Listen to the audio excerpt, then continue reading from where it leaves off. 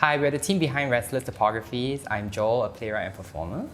I'm Zach, I'm a graphic designer and I'm also a gamelan musician. I'm Zarina, I'm an artist, researcher and educator. Broadly speaking, the three of us in our own practices have been exploring a lot of questions about violence that's inflicted on the land, violence that's inflicted on cultures and societies, things that are buried and hidden, including histories. Yeah, also thinking about, not just like the micro-marginal histories, but thinking of questions of contestation, who claims ownership, or how do we draw the lines of like territoriality across like land, water, sky, sea. So I feel like these are sort of ideas that each of us have already been sort of sitting with, stewing with, just like our jars here for quite some time.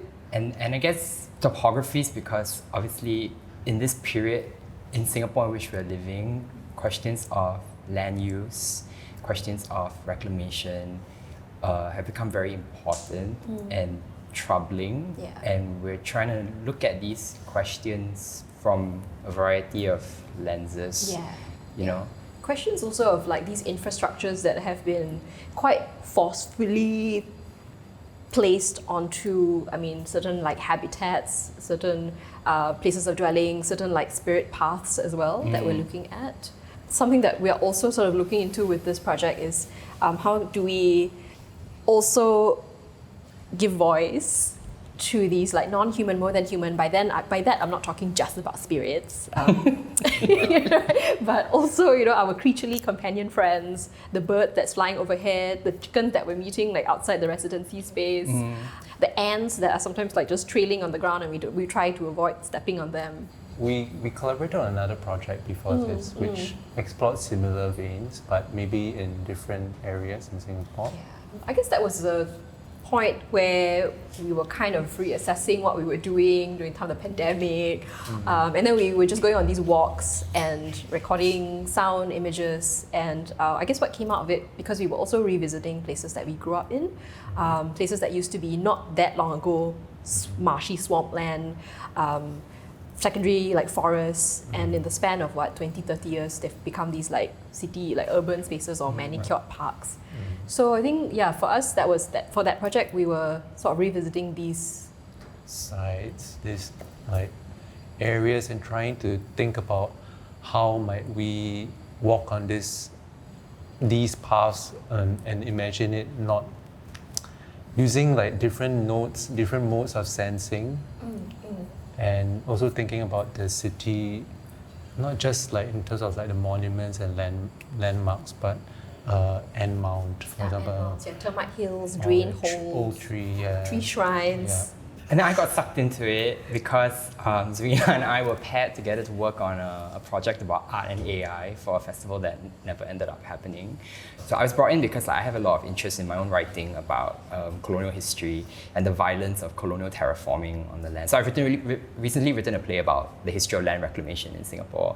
So, I was kind of gently nudged into Zarina's corner, and then when that didn't happen, we had all these great conversations and ideas for how to proceed. And then now we are working together on this project where we're just looking at different ways of sensing history, responding to it, different ways of sense, like things you're talking about. I feel like for that project, even though it was quite specific to a particular area, but I feel like the certain like method that we were working with is definitely applicable here. Yeah, actually that's what we're doing, right? We're developing a method for like different ways of sensing. Exactly. They're not necessarily spectral, but also like imaginative and empathetic, intuitive, instinctive, sensings.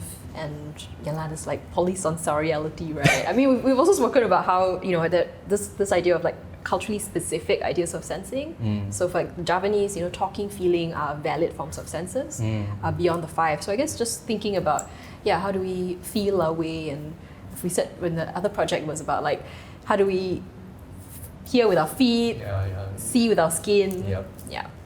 What's interesting about this area specifically, the kind of broader Chinatown area around Bukit Pasoh, which is by the way near a bunch of like hills that no longer exist. In this recent chapter of Singapore history dating back to 1819, right, it's the site kind of like an epicenter from which a lot of the colonial logic spread out throughout the island. It was a kind of gateway for a lot of like colonial and migrant energies. So I feel like there's a lot of stuff concentrated Sort of here. like extractive, very capitalist practices and Yeah, like, you know, the history of land reclamation starts around this area because the first hill was leveled here, not here, but not far from here, in 1820 to create sand, to excavate sand to fill up the marshy southern bank, which is now, I think, Boat Key. You know, so this entire area contains like all these, the starts of all these violent histories. And, you know, just walking around here is quite fascinating as well, to know that you're walking on a former hill. We're also near one of the first prisons that was ever erected in Singapore. Yeah, so lots of interesting, gnarly things. Yeah.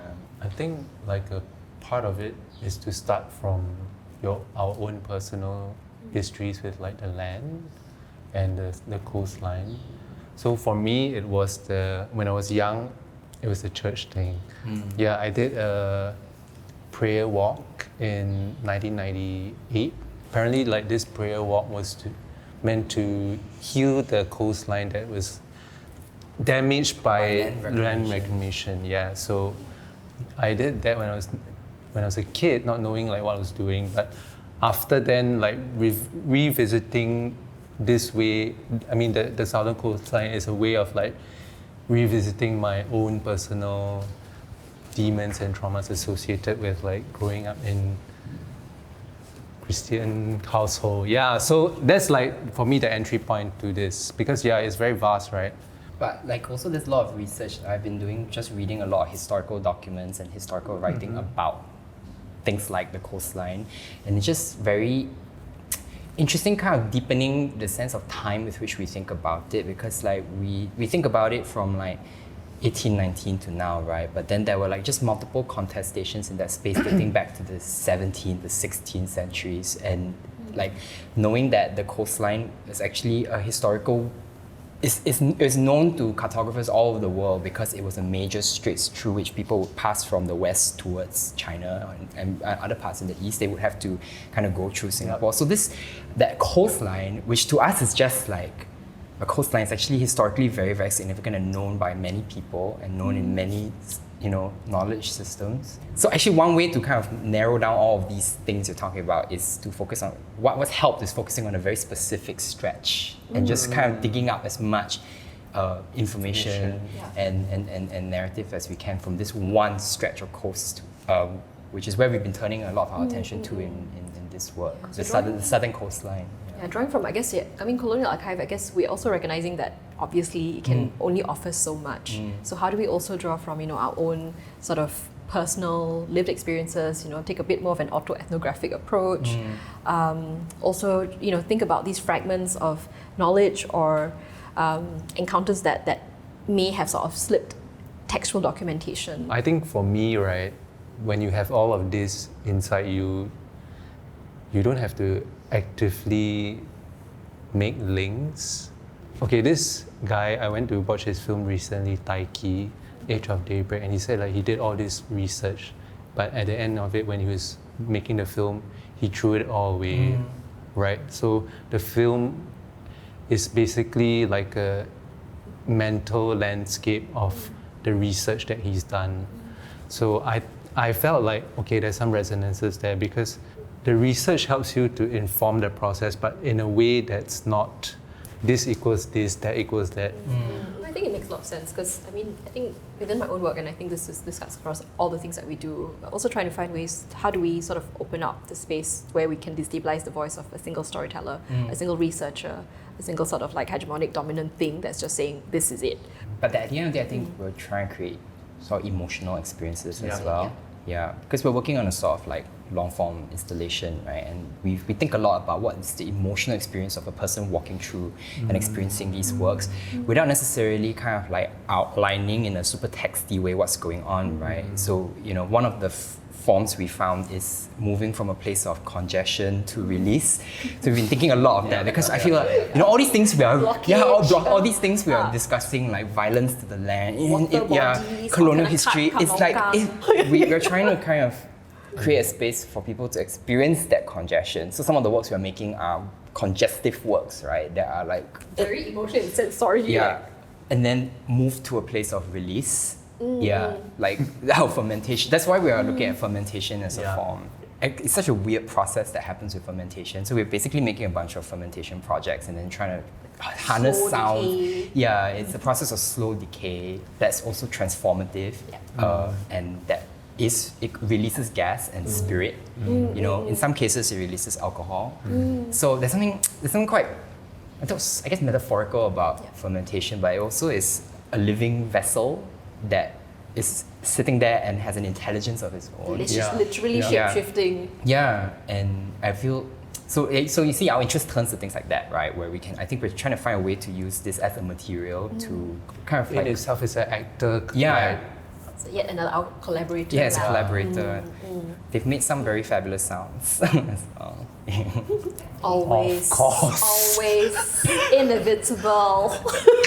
Yeah, I mean, how do we do these how do we do them justice? How do we credit Yeah, them? but I guess, how do we also, instead of seeing it as a stumbling block and Yeah. something which stops us and causes another blockage, how do we also see it as something which gets us to think about the question of translation, mistranslation, the impossibility of translation of certain things that just cannot translate to words, but perhaps through sound or through something more internal. I guess like the biggest thing is using everyday objects and trying to bring in the research or like put metaphors in them that might have not been otherwise associated with them. So we have here an array of materials. Like for From example, hostile architecture, here. hostile architecture, this is- including this. Yeah. disciplinary objects. Object. Yeah, and then wooden clocks. So salt came about because one of the sites we're looking at is called Batu Belaya, which is was this massive stone obelisk that used to stand at one of the southern tips of the island that used for many centuries was a kind of like navigational marker where people would, when they saw it, they knew, oh, okay, the Singapore Straits are approaching. In European cartography, that stone obelisk was called Lot's Wife, which is a reference to the biblical story of Lot's wife who, fleeing one of the sinful cities, Sodom, right? Disobeyed God's commandment not to look back and was turned into a pillar of salt, which we found very arresting and dramatic as a story, like why salt? And there's something about turning back that felt rebellious and disobedient, and that kind of had a kind of queer energy to it that we found quite appealing. But then that also led us to think about salt in the context of seawater. In the context of rituals And ritual. and protection, sort of ritual ceremonies, Yeah. exorcisms. But then also baptism, because yeah, like the word baptism, the etymology of baptism draws from a Greek word baptos, which means to baptize, which means to pickle. So baptism and pickling are actually like related etymologically. It's the idea being that baptism is not simply to immerse oneself in water, but to immerse oneself in brine to be transformed by the process. So like it's a rich idea that led us then to think about fermentation, which is curing food, brining food in salt water to transform it, and then fermentation is a form of release of trapped energy. So there's like all of these like uncanny linkages. And Yeah, also working with, I guess, materials, yeah. food Food. that is connected to like releasing wind, ginger, chilies. or even to this area. I mean, Bukit Yeah. Pasu, which Yeah. is the Malay word for pasu, Basket. like a jar. Jars, yeah. So this was also happening historically on this road. Yeah. And then thinking of using salt as well as a way to reverse certain spiritual processes. So like we are experimenting with crystallizing salt as a way to kind of gesture towards what a reversal of baptism might look like, to crystallize salt on the body or something, or an image or something. Yeah, It's I a guess kind of that's like reversal of that process of having been inducted. I think everyone will come with their own very specific lenses in which they will allow them to meet our work at various points. So I mean, like what I said earlier, I don't think we're overly prescriptive about this means that, and you have to sort of understand it based on the wall text. We're hoping to fire up multiple ways of sensing Yeah. and intuiting, multiple ways of being intelligent, And- right? and Yeah, I mean, and if people leave with more beautiful. questions than answers, I think Yeah. that's a very good thing. I wouldn't want anyone to say, "Oh, Yeah. okay, understand." Yeah. Very good. No, It's like to approach something with like a bit of wonder even, because like when I first started fermenting foods at home, right, I was like dumbstruck by how beautiful it is as a process and how like ancient the knowledge is, and how, you know, back in the past when people started fermenting, they were probably thinking, oh, there's something spiritual at work, right? And now that we know the science behind it, maybe some of that wonder is lost, but it's still a fundamentally quite amazing process. It is. And then to kind of add on to that, the harnessing of sound from these things and to translate this into something we can perceive in a heightened, stylized way, Yeah. hopefully kind of ushers people into something quite maybe contemplative and magical. We're trying to amplify the voices that we, or like the things that we are experiencing from all our processes of like walking and trying out things, experimenting, and show it in a way that hopefully translates how we are feeling or how we are understanding these like things that cannot be contained by words or any kind of like. There's this maxim that I use a lot when I'm teaching playwriting, right? Which is that your approach to a work of art is this massive iceberg, right? So it's like your feelings about something and the things that your research and the way you experience the world is a massive iceberg, and most of it is actually underwater. So the tip of the iceberg, the bit that's above the water, is the bit that you show. It's the bit that's given form, right? That the public can access. So if this were a play, it's literally the thing that's on the script. But actually it's informed by this huge underwater well of feeling. Yeah.